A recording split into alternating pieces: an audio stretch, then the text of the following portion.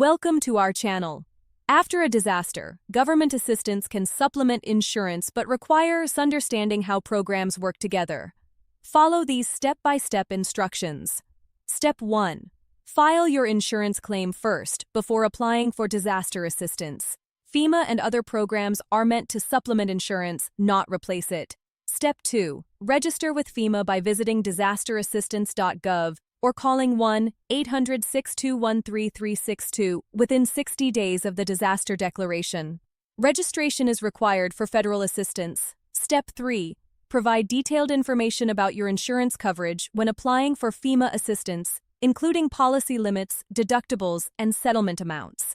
Step 4. Understand that FEMA assistance is typically limited to uninsured or underinsured losses. If insurance covers your losses, FEMA may not provide additional funds. Step 5. Apply for SBA disaster loans, which offer low-interest financing for repair costs exceeding insurance proceeds, or FEMA grants.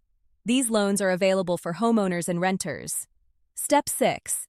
Keep detailed records of all damage, expenses, and communications with your insurance company. FEMA and SBA require documentation showing insurance settlements and remaining losses. Step 7. Be aware that FEMA grants are limited, typically capping around $42,000 for eligible expenses, and can't duplicate insurance benefits. Step 8. Report insurance settlements to FEMA promptly. If your insurance pays after receiving FEMA assistance, you may need to repay overlapping benefits to avoid fraud. Don't forget to like this video and subscribe to our channel.